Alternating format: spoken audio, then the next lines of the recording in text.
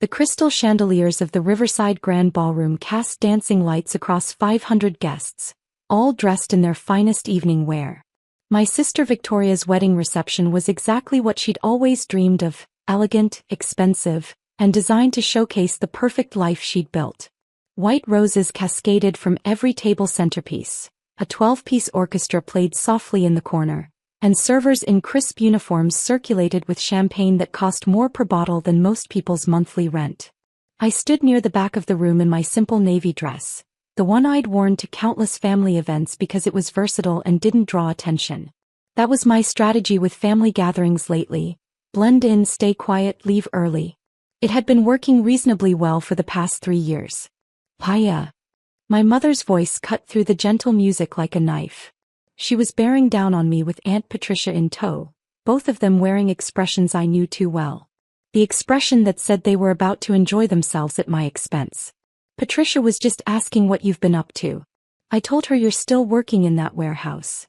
My aunt's perfectly penciled eyebrows rose with theatrical surprise. Oh my. So, honey, how long has it been now? 5 years. 6, my mother corrected, her tone dripping with disappointment. 6 years in the same entry-level position. We keep hoping she'll finally do something with her life, but... She trailed off with a delicate shrug that somehow conveyed volumes of disapproval. I'm doing fine, Mom, I said quietly, keeping my voice even. The work keeps me busy. Busy. My mother laughed, a sharp sound. Patricia, can you imagine? Victoria is marrying a neurosurgeon, living in that beautiful penthouse downtown, and Maya is busy in a warehouse. At 32 years old. Well, Aunt Patricia said, lowering her voice to a conspiratorial whisper that was still perfectly audible, at least she showed up. That's something. Though I did notice she came alone again. No date. Never a date, my mother confirmed. Honestly, at this point we'd settle for any signs of a normal social life. But she just works those long hours in that depressing industrial building and goes home to her tiny apartment. It's like she's given up. I took a slow breath and smiled politely. The apartment suits me just fine. A studio, my mother said to Patricia. In that neighborhood. We offered to help her find something better, but she's so stubborn. Victoria appeared then, resplendent in her custom Vera Wang gown, her new husband Derek at her side. She looked like a princess from a fairy tale, exactly as she'd planned. Her eyes landed on me and something flickered across her face, a mix of triumph and disdain. Why, you made it. She kissed the air near my cheeks, careful not to smudge her makeup. I wasn't sure you'd come, what with your work schedule being so demanding. The way she said demanding made it clear she thought my work was anything but. Wouldn't miss your big day, I said genuinely. Despite everything, she was still my sister. How sweet. Victoria's smile didn't reach her eyes. Derek, this is my little sister Maya. The one I told you about. She works in logistics. Warehouse work, my mother clarified helpfully. Loading and unloading, that sort of thing. Derek, to his credit, looked slightly uncomfortable with the direction of the conversation. Nice to meet you, Maya. Congratulations on the wedding. Thank you. He glanced at Victoria. We should probably make our rounds. Oh, just 1 minute, darling. Victoria touched his arm. Maya, I've been meaning to ask. Are you still living in that studio? The one in the warehouse district. I am. God, I don't know how you stand it. Derek and I just finished renovating our place. You should see the master bathroom alone. It's bigger than your entire apartment. She laughed, a tinkling sound. But I suppose you're comfortable there. You've always been comfortable with less. Uncle Robert joined our growing circle, martini in hand. Why, haven't seen you in ages.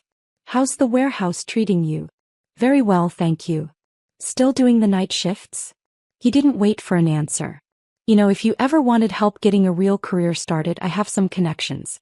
Entry-level office work, that sort of thing. Might be a step up from manual labor. That's very kind, I said, but I'm happy with my current work. Victoria laughed again, louder this time. Several nearby guests glanced over. Happy. Maya's happy in her warehouse. Isn't that precious, Derek? Some people just have simple dreams. My cousin James appeared with his wife Kelly. What are we talking about? Maya's career, Victoria said, making air quotes around the word career. We're all very impressed with her dedication to warehouse work. Oh, right. James nodded knowingly. Mom mentioned you were still there. No judgment, Maya. Honest work and all that. Exactly, my mother chimed in. We're not saying there's anything wrong with warehouse work. Someone has to do it. We just wish Maya would show a little more ambition. Try to make something of herself like Victoria has. Kelly tilted her head sympathetically. Have you thought about going back to school? It's never too late. I mean, you'd be older than most of the other students, but... I appreciate the concern, I said, maintaining my calm smile. Really? But I'm quite content. Content. Victoria practically spat the word. That's exactly the problem, isn't it? You're content to be mediocre. Content to let life pass you by while the rest of us actually achieve things. Derek looked increasingly uncomfortable. Victoria, maybe. No, Derek, she needs to hear this. Victoria's eyes flashed. My sister had been drinking champagne steadily since the ceremony, and her filter was disappearing. It's my wedding day and I've been patient with Maya's little act for years now. I'm tired of it. Act? I asked quietly. Yes, act. Victoria's voice was rising, drawing more attention from nearby guests. This whole, I'm perfectly happy being nobody routine. It's pathetic, Maya. You're 32 years old, working a dead-end job, living in a shoebox with no prospects, no relationship, no future. And you stand there smiling like everything is fine. It's not fine. It's sad. The music had faded into the background. At least 50 people were now openly watching our exchange. Victoria, my mother said, but there was no real reproach in her tone. She'd been saying similar things to me in private for years. No, Mom. Someone needs to tell her the truth. Victoria turned back to me, her face flushed. Stop pretending to be successful, Maya. Stop pretending your life is going anywhere. You're an embarrassment to this family, and frankly, I only invited you today because Mom insisted. I didn't want people asking why my sister wasn't here, because explaining that she's a warehouse worker with no life would be even more humiliating. The circle around us had grown. More guests were turning, conversations dying as they sensed drama. You could have been something, Victoria continued. You were always decent at school. But you gave up. You settled.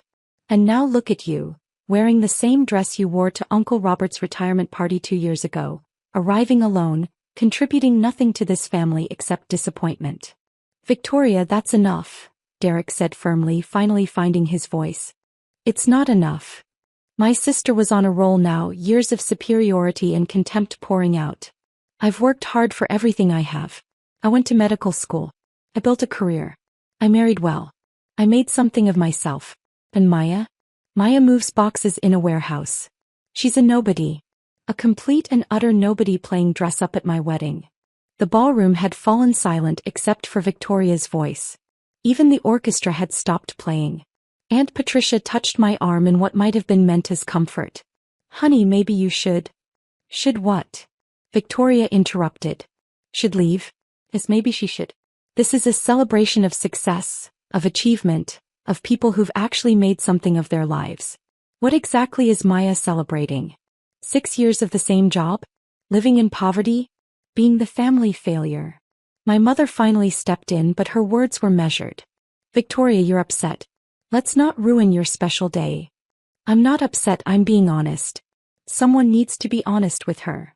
Victoria pointed at me, her diamond bracelet catching the light. This whole quiet, humble act. It's not fooling anyone, Maya. We all know you're going nowhere. We all know you've achieved nothing. We all know you're still in that warehouse job because you're not capable of anything better. Still in that warehouse job? My mother echoed, turning to me with that familiar look of disappointment. Please tell me you've at least gotten a promotion or something after all this time. I opened my mouth to respond, but Victoria wasn't finished. She probably hasn't even gotten a raise. My sister laughed bitterly. God, Maya, how do you live with yourself? How do you show up to events like this, surrounded by successful people, and not die of shame? James jumped in, perhaps trying to lighten the mood. Come on, Victoria, it's your wedding day. Let's not what? Acknowledge reality. Victoria's voice carried across the entire ballroom now. Every single one of the 500 guests was watching. I'm tired of tiptoeing around Maya's feelings. I'm tired of pretending her life choices are acceptable. They're not. She's wasted her potential, wasted her youth, and for what? To move boxes? To live in squalor. Kelly whispered something to James, but Victoria heard it. What was that, Kelly? I just said, maybe Maya has her reasons for her choices. Reasons? Victoria's laugh was harsh.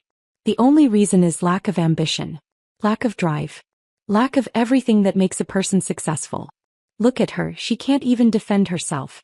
She just stands there with that infuriating calm smile, pretending everything is fine when her entire life is a disaster. Uncle Robert cleared his throat. Now, Victoria, your sister did come all this way. All this way? She lives 20 minutes away. In that pathetic studio apartment that probably costs less than my car payment. Victoria's face was red now, her carefully applied makeup beginning to run slightly from the heat of her anger. And you know what the worst part is? She acts like she's above us. Like her simple little life is somehow noble. Like working in a warehouse makes her better than those of us who actually succeeded. I've never said that. I spoke quietly, the first full sentence I'd managed in several minutes. You don't have to say it. Victoria snapped. It's in every polite smile, every deflection, every time you refuse our help or advice. You think you're too good for our suggestions, but look where your pride has gotten you. Nowhere. Absolutely nowhere. My father appeared then, working his way through the crowd. He'd been schmoozing with Derek's family across the room. What's going on here? Just having an honest conversation with Maya, Victoria said, her voice dripping with false sweetness. About her career. Or lack thereof. Dad sighed. Victoria, it's your wedding. I know it's my wedding, Dad. That's exactly why I don't want to pretend anymore. This is my day, and I don't want it tainted by having to explain to Derek's family why my sister is a warehouse worker who can't even afford a decent dress. Do you know how many people have asked me about her? Do you know how embarrassing it is to say, oh, that's my sister, she moves boxes for a living? Derek grabbed Victoria's arm. That's enough. You're being cruel. I'm being honest. Victoria wrenched her arm away. And if everyone else is too polite to say it, then I will. Maya is a failure. She's failed at life, failed at career, failed at everything that matters. And I'm sick of pretending otherwise. The ballroom was utterly silent. 500 people watching one woman publicly destroy her sister on what was supposed to be the happiest day of her life. I stood there maintaining my composure, that calm smile still on my face.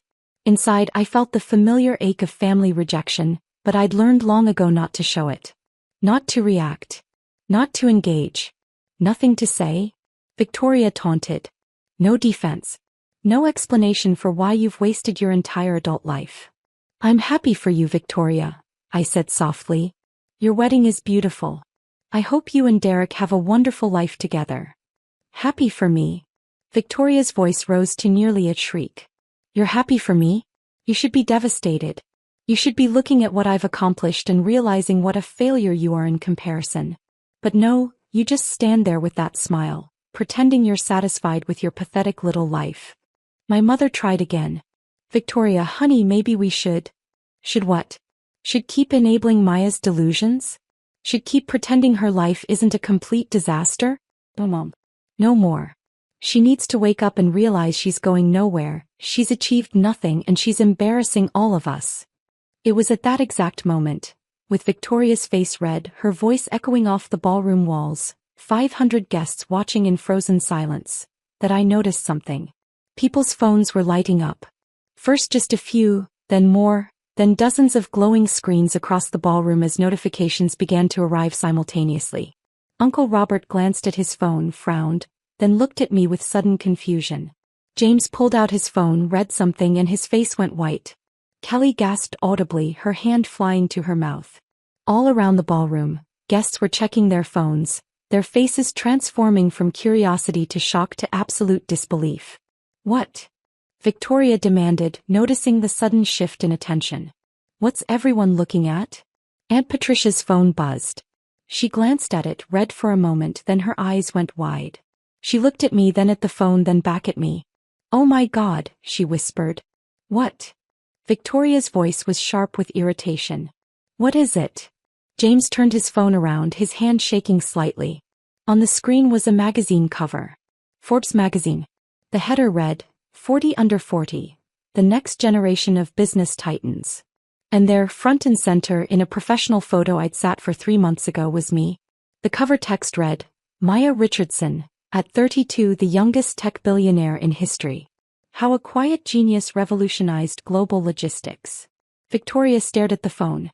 What is this? It's Maya, James said quietly. It's your sister. More phones came out. People were frantically searching, reading, their faces showing progressive stages of shock. That can't be right, my mother said weakly. That's not. Maya works in a warehouse. Uncle Robert was scrolling through his phone now, his face pale. She owns the warehouse, he said, his voice barely audible. She owns the company. She owns. Jesus Christ, according to this, she owns the entire supply chain. Multiple companies. Across 6 continents. Victoria grabbed Derek's phone, her hands shaking.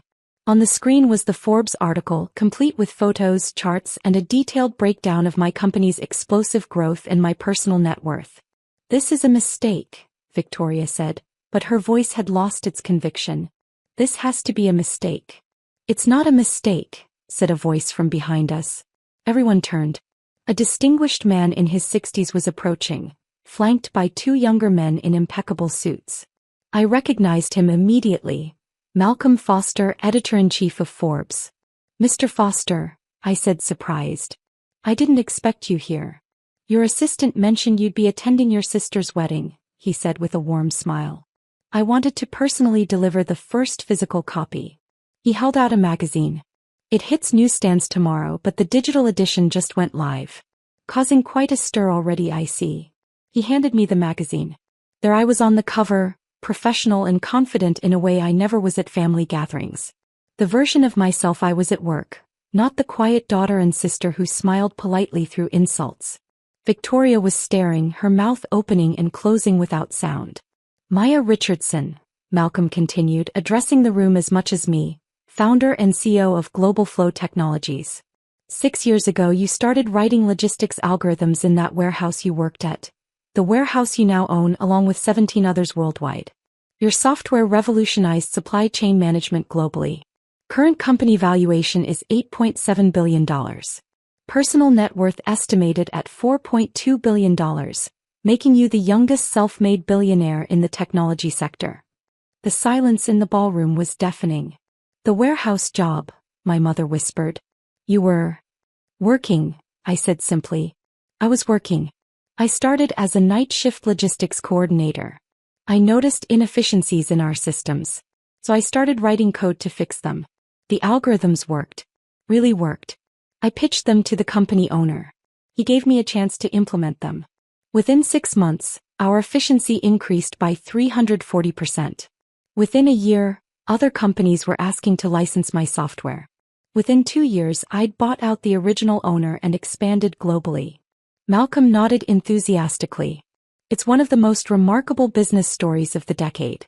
You disrupted a $1 trillion industry while most people didn't even know you existed. We've been trying to get you for a cover story for 2 years. I prefer to keep a low profile, I said. Clearly. Malcolm smiled. But the business world deserves to know the genius behind Global Flow. Your algorithms are running logistics for 40% of Fortune 500 companies. Your innovations have reduced global shipping costs by billions annually. You employ over 15,000 people worldwide. And you did it all before turning 33. Victoria was still staring at the phone, scrolling through article after article that was now flooding the internet.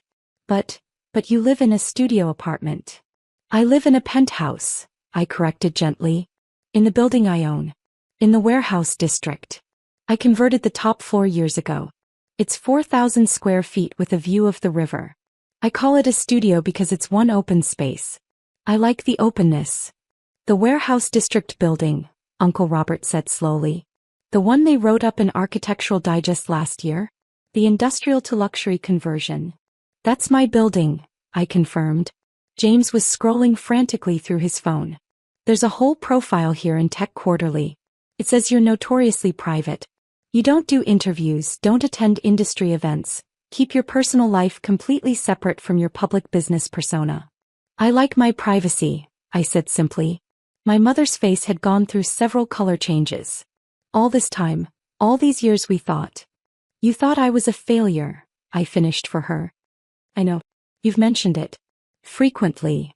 Aunt Patricia was reading from her phone now. It says here that you've donated over $200 million to education initiatives. You've funded scholarships for over 10,000 students from low-income backgrounds. You've built schools in 12 countries. Education matters, I said. Kelly had found another article. Business Insider says you're one of the most influential tech leaders under 40. They're calling you the quiet revolutionary, because you changed an entire industry without seeking any publicity. Victoria's face had gone from red to white. Why didn't you tell us? I looked at my sister, really looked at her. Would you have believed me? Every time we talked, you were so convinced I was nobody, going nowhere, achieving nothing. When would have been the right time to bring it up? At Thanksgiving when you were explaining to everyone how I'd wasted my potential? At Dad's birthday when you told me I should be more ambitious?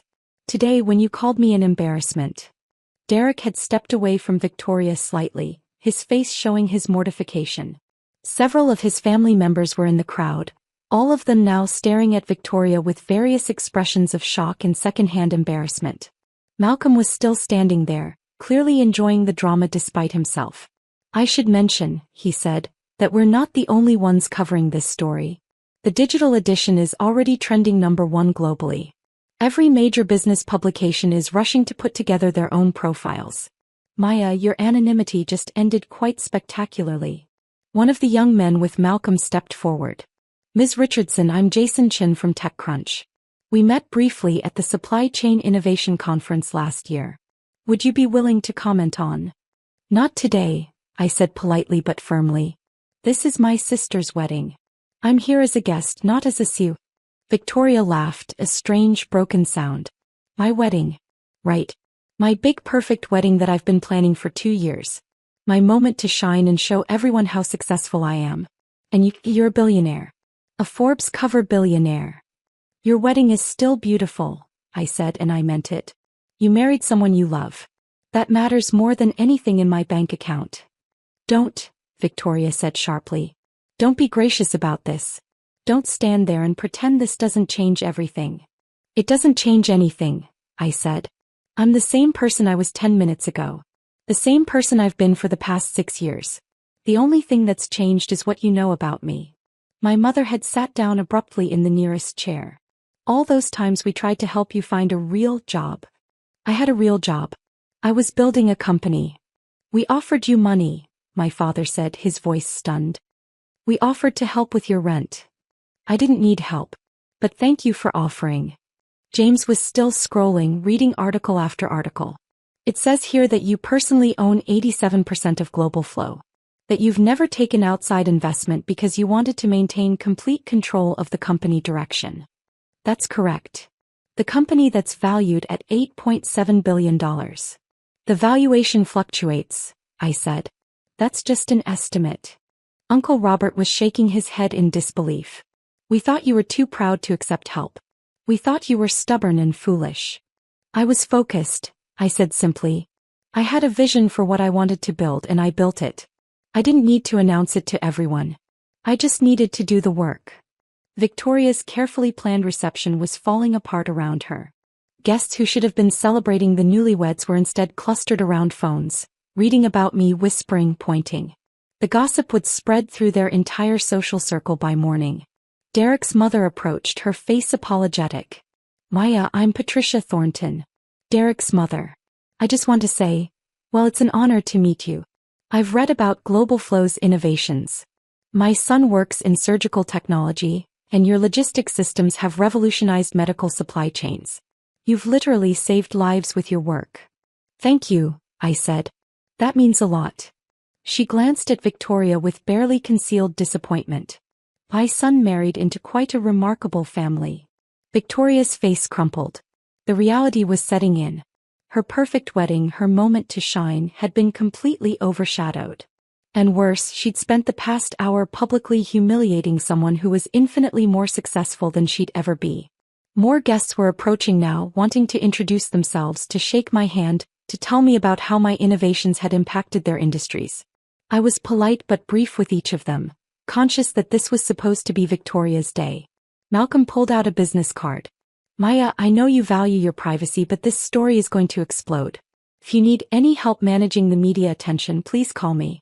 I can recommend excellent PR firms who specialize in high-profile tech executives. I'll consider it. Thank you. He and his team departed, leaving chaos in their wake. My mother stood slowly, her face a mask of conflicting emotions.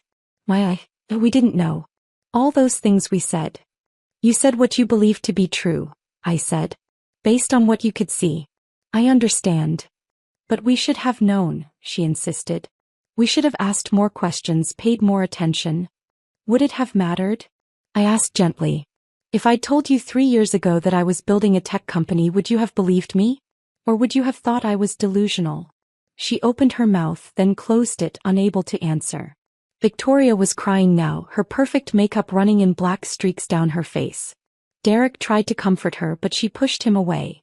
How could you do this to me? She demanded, her voice breaking. How could you come here to my wedding and what? I asked calmly. Let you insult me without correcting your assumptions? Victoria, I didn't do anything. Forbes decided to run that cover.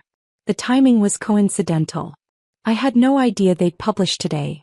You could have told us, she sobbed. You could have told us before, prepared us. So you could what? Treat me differently? That's exactly why I didn't tell you. I wanted to know how you really felt about me. And now I do. The truth of that statement hung in the air between us. Aunt Patricia approached hesitantly. Maya dear, I hope you can forgive the things we said. We were so wrong about you. You were wrong about my career, I corrected. But you were also right about some things. I do live alone. I don't date much. I don't have a traditional social life. Those things you criticized were accurate. I just didn't think they made me a failure. They don't, she said quickly.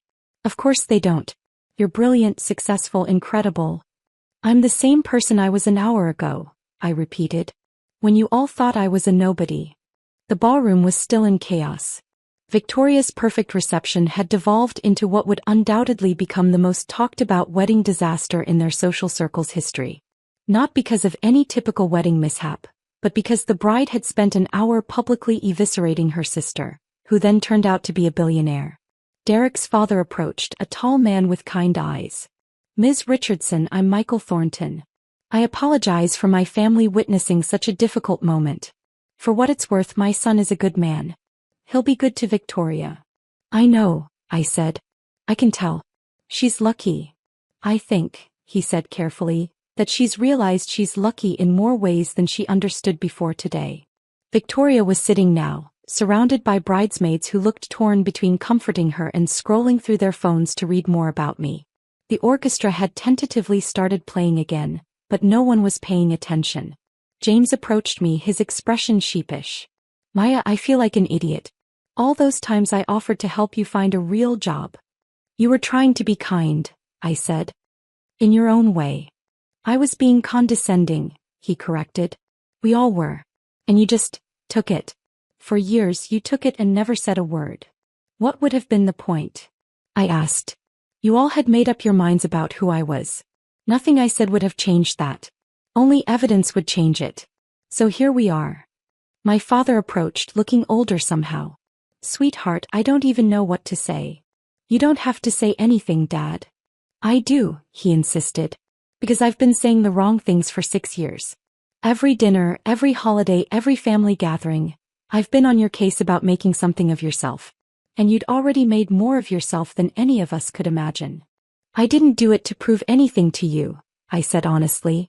I did it because I saw a problem and wanted to solve it. The success was almost incidental. He laughed weakly. Almost incidental. A multi-billion-dollar company, almost incidental. Kelly was reading from her phone again. There's a whole thread on Reddit analyzing how you managed to stay anonymous for so long. People are calling it the greatest example of stealth wealth in modern history. I wasn't being stealthy, I said.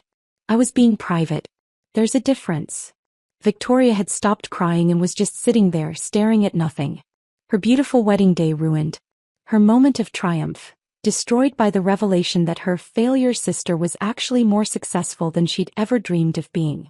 I felt a pang of sympathy for her despite everything. She'd worked hard for her success. Medical school was brutal. Building a career as a physician was demanding. Marrying Derek was genuinely a happy achievement. He was a good man who clearly loved her.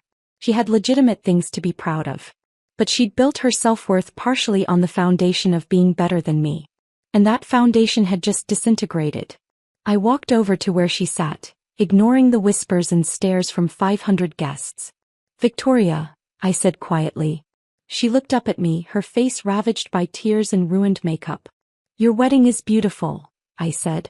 "Derek seems wonderful. You've built a good life. Those things are real and they matter. What I do for a living doesn't change what you've accomplished." "Doesn't it?" she whispered. "How can I face anyone after this? After what I said, after how I treated you, and now everyone knows that I'm what? Successful?" "Victoria, we're both successful. In different ways." "You're a billionaire," she said flatly. "You're on the cover of Forbes. You've revolutionized an entire industry. I'm a doctor who married well. There's no comparison." "You save lives," I countered. "I move packages more efficiently. If we're measuring actual value to humanity, you win." She laughed bitterly. "Don't patronize me. I'm not." I crouched down to her eye level. "Victoria, you're a good doctor. You help people every day. That matters. It matters more than logistics, algorithms, and profit margins. I genuinely mean that." "Then why didn't you tell us?" She grabbed my hand desperately. "Why did you let us think you were nothing? Why did you let us treat you like a failure?" I finished. "Because I wanted to see who you all really were. Who you were when you thought I had nothing to offer you. And now I know." She flinched as if I'd slapped her. I stood up. "Enjoy the rest of your reception, Victoria. I'm going to leave now. I think my presence is causing too much disruption." "Maya, wait." My mother stood, reaching for me. "I'll call you later, Mom," I said. "We can talk when emotions aren't running so high." I walked toward the exit and the crowd parted for me like the Red Sea. 500 people watching the warehouse worker, the billionaire, leave her sister's wedding. As I reached the door, Derek caught up to me. "Maya, please. Don't leave like this. Victoria is devastated." "She didn't mean." "She meant every word," I said gently. "And that's okay. That's who she is. Who you all are. I'm not angry about it. I'm just done pretending we're closer than we actually are. She's your sister. I know. And she thinks I'm an embarrassment to the family." You heard her say it. Multiple times. To hundreds of witnesses. He had no response to that. "Derek, you seem like a good man. Take care of her. Help her understand that her worth isn't dependent on comparing herself to others. She'll be happier that way." I left before he could respond. Outside, my driver was waiting with my car.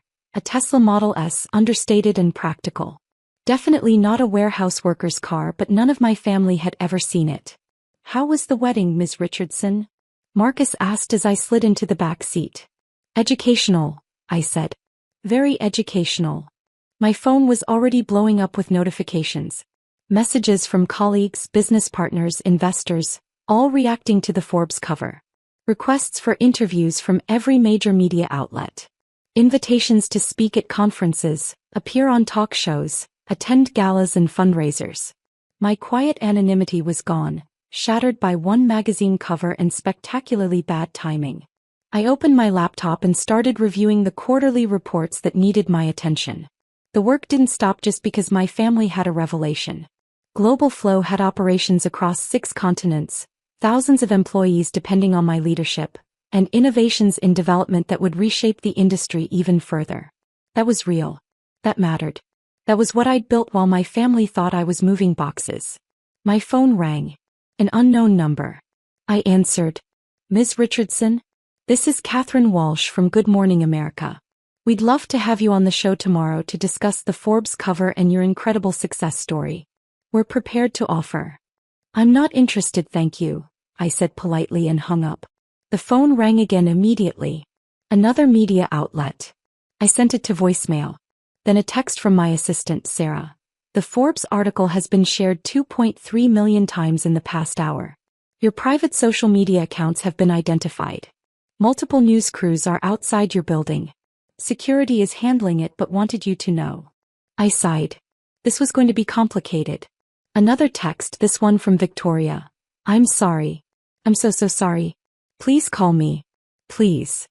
I stared at the message for a long moment, then put my phone face down on the seat beside me.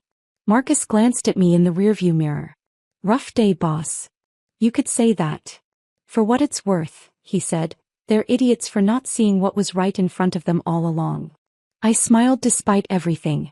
Thanks, Marcus. Home. Yes. Home. As we drove through the city toward the warehouse district, toward my building, my penthouse, my quiet life that was about to become significantly less quiet, I thought about the past 6 years. The long nights coding in that warehouse. The meetings with venture capitalists who underestimated me. The slow, steady building of something real and lasting and valuable.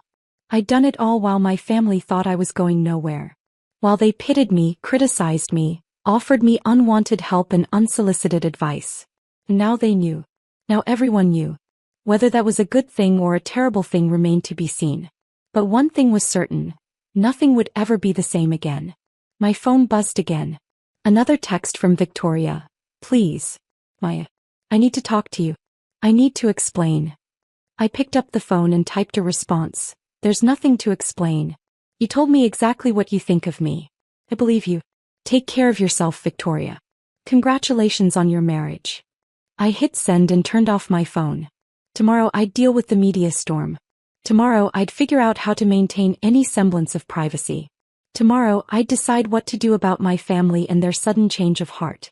But tonight I was just going to go home, pour myself a glass of wine, and stand on my balcony overlooking the warehouse district I'd transformed from an industrial wasteland into one of the city's most innovative business hubs. Tonight I was going to appreciate the quiet before the storm. Because the quiet, the ability to work without scrutiny, to build without attention, to live without judgment, that was what I was really going to miss. The Forbes cover had given me recognition, validation, public acknowledgement of what I'd built. But it had cost me something too. It had cost me my anonymity, my privacy, my ability to attend family weddings without causing a scene. And I wasn't sure the trade was worth it. But that's the thing about success. Real success, the kind that changes industries and impacts millions of lives. Eventually it refuses to stay hidden. Eventually it demands to be acknowledged. Even if you'd prefer it to stay quiet. Even if you'd rather just keep moving boxes.